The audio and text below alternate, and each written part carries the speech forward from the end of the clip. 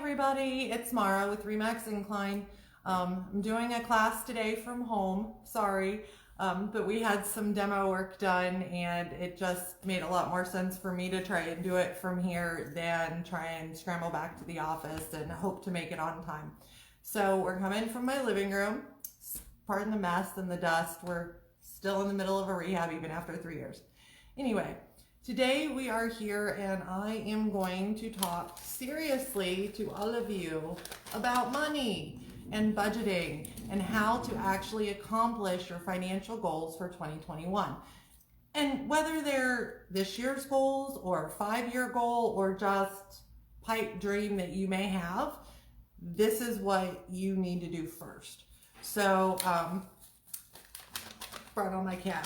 That way you guys can see. So I'm going to ask a whole bunch of questions, so please comment because it's going to help me kind of gear this and provide content and answers that are actually going to help you individually.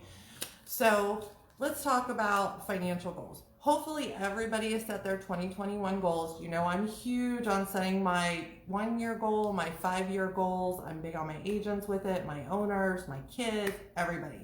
And I wholeheartedly hope that you guys are setting your goals and teaching your children, no matter how old they are, to set their goals. Because at that point, they're committed to achieving them, just like you're committed to achieving your goals when you set them.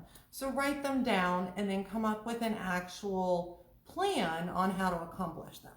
So I think most everybody has financial goals that they want to accomplish. And a lot of us are, I want to get out of debt. I want to pay my student loans off. I want to buy a house. I want to buy a new car. Most of those are credit related and budget and money related.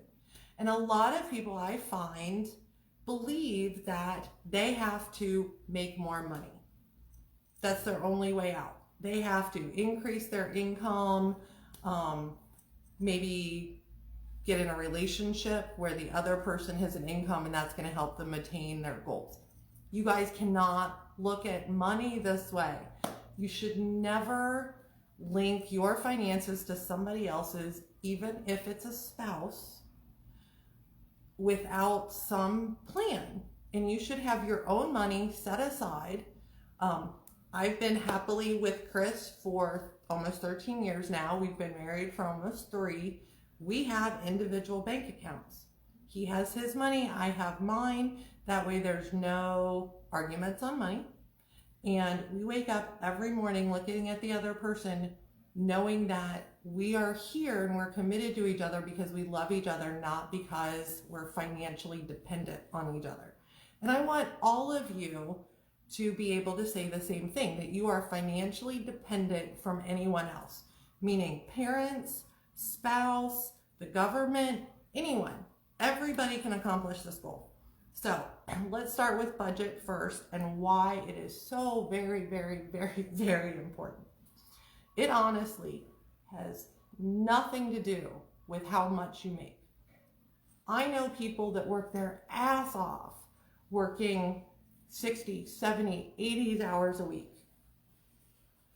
And it's not saying that they're bad people. They may be, obviously very, very hardworking, very committed, usually loving parents. They want the best, right? The problem is people do not keep track of what they spend. It does not matter how much money you make. You can make $20,000 a year, you can make $200,000 a year, you can make $2 million a year, you can hit the lottery. If you do not have control over the money that you are spending, you will never have money. It's that simple. Again, $10 an hour, you should be able to have a nice car. You should be able to own a house. You should have good credit. I know this is doable. My 20-year-old daughter making $10 an hour, paying her own way through college, no financial help from me or her father or any other family member whatsoever, purchased a house at 20. I know it can be done, and I want every single solitary person out there to accomplish that, if that's your goal, obviously. Maybe your goal is car. I want you to be able to go buy a very nice car. Now, buy something that's practical and within your budget. Just because you finally get that 700 credit score doesn't mean that it's financially responsible for you to go buy a Lexus or a Mercedes and pay $700 a month. You can get approved for it. It doesn't mean that it makes financial sense or works for you long term. One thing that I want everybody to remember, and this is a saying I live by, is every decision you make today, whether it's financial or health or weight or whatever, any decision you make today should be to make your tomorrow better. And I'll say it again. Every decision you make today should be to make your tomorrow better. So if your goal is to save money and get better credit, today you're going to skip the Starbucks. You're going to just make your coffee at home. You're going to save that $6. Maybe your goal is weight. That's fine. Every decision you make today should be to make your tomorrow better. So maybe that's, okay, I'm going to skip dessert. I need to cut my carbs. I'm going to skip the French fries today. I'm still going to eat my cheeseburger, but I'm going to skip the French fries because it makes your tomorrow better. And every single solitary person that I know, whether you're friends, clients, owners, or just somebody that walks by me on the street, I want you to be as successful as you want to be. And I wholeheartedly believe every single solitary person should own their own roof. If you don't want to do maintenance, you're not skilled at that, that's fine. There are options for every reason you can possibly come up with not to own your own roof. So show them to me. Throw me out reasons on why you would prefer to rent than own. So a lot of them that I've heard is like, I don't have the money down. Well, that's fine. If you budget correctly, you can save that money down. If you have better credit, you can get loans that are 3% down to even possibly 0% down.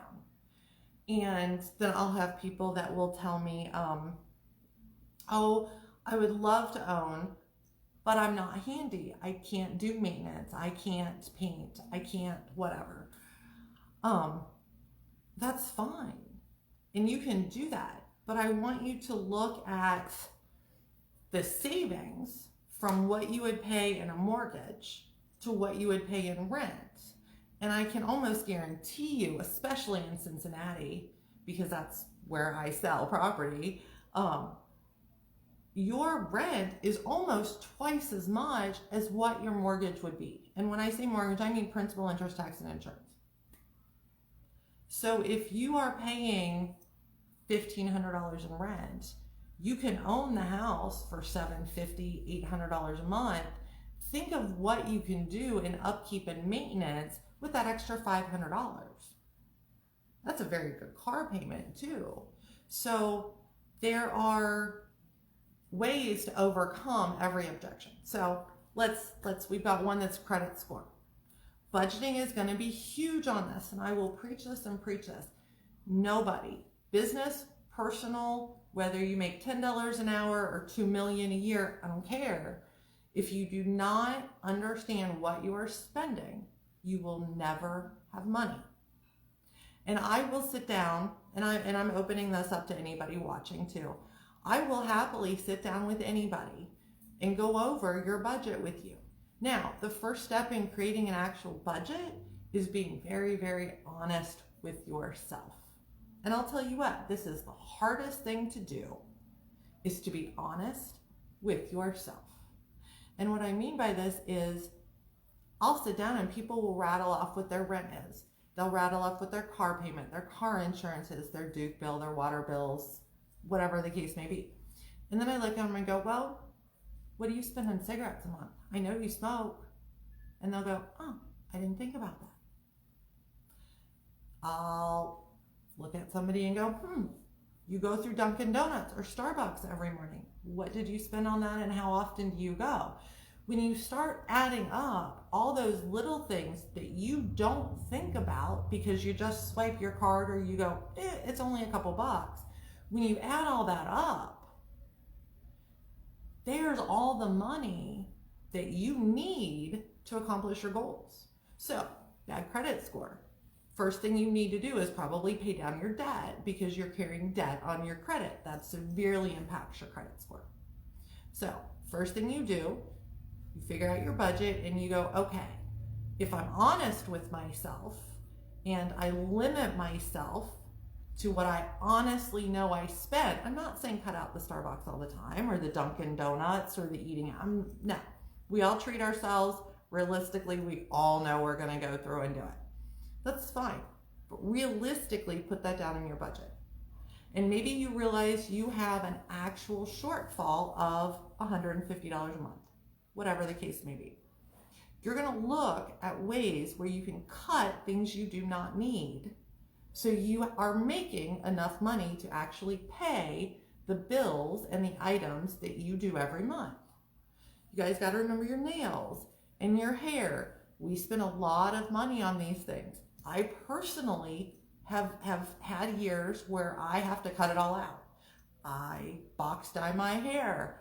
I don't wax my eyebrows. Like, I'll just sit there and pluck them. I won't have my nails done.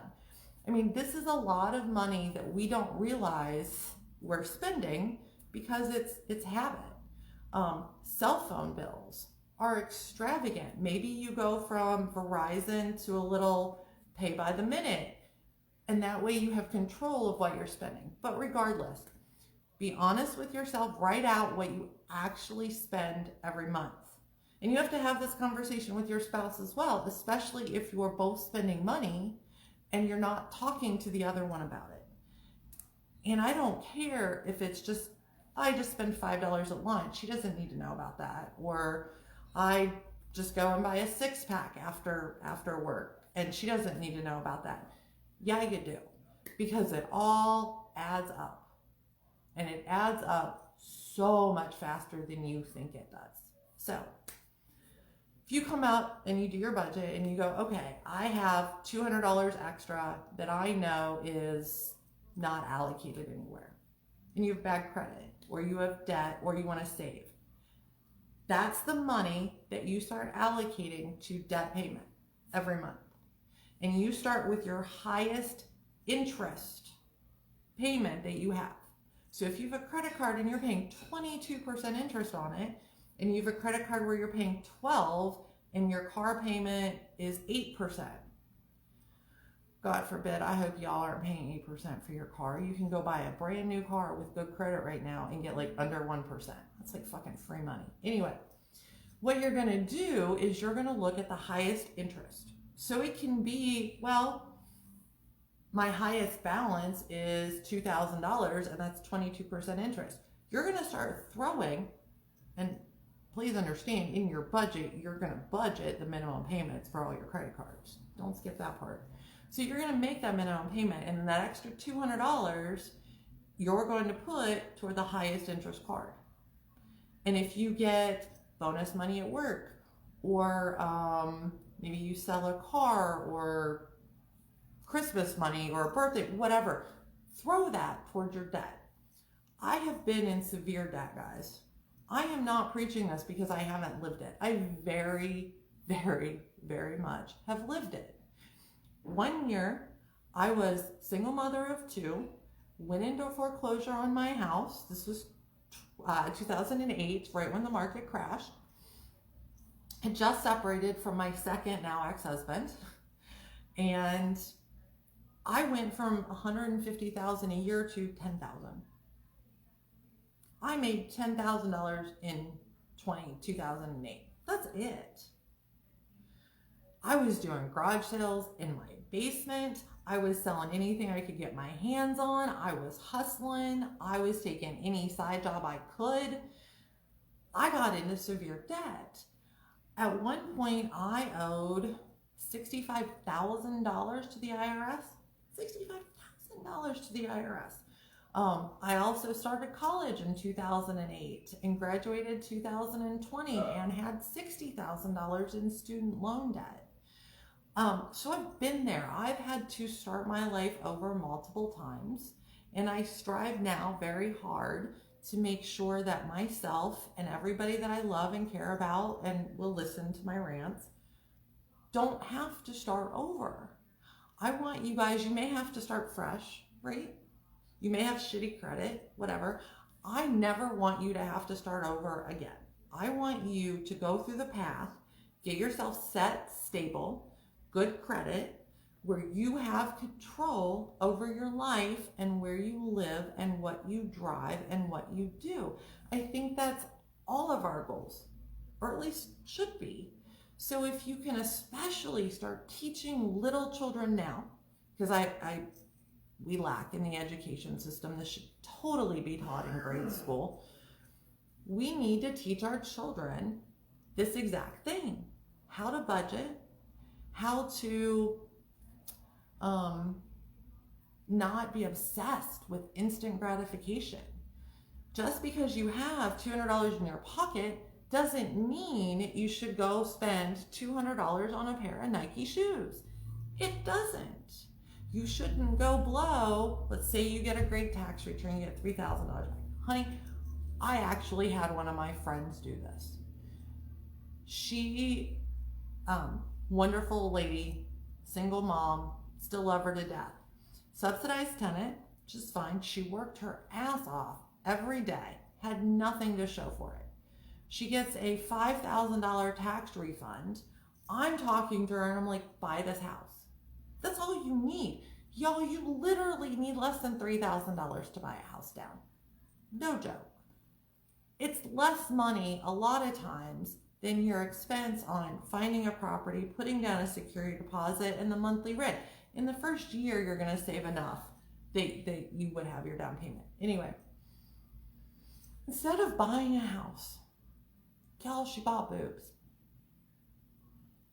She was gorgeous before. And now she's this little old thing is walking around with these big honkers. She is going to be falling over when she is like in her 90s, guys.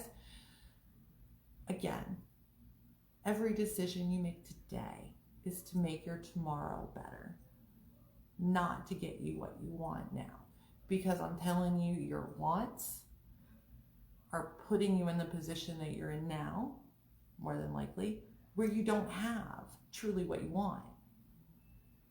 You can have a 60, 72-inch flat screen TV on the wall. You can have the latest iPhone and drive a Lexus and have Nike shoes. Who cares? Because you're broke as shit and it doesn't make any sense. So, comment, share. Hopefully you'll come to the next class. But the more you guys comment and tell me where you're at, what you got out of this, I can kind of gear this to really start helping individuals. And again, putting it out there, if you guys want to meet and go over your personal budget, or you have questions about finances, or maybe you want to buy a house, or you want to pay off your student loan, I am here to help you guys. I want to see everybody succeed and move forward in their life. Always have, always will. So comment, share, send me a DM, whatever the case may be. And I appreciate you guys sticking with me. And I will see you next time. Bye.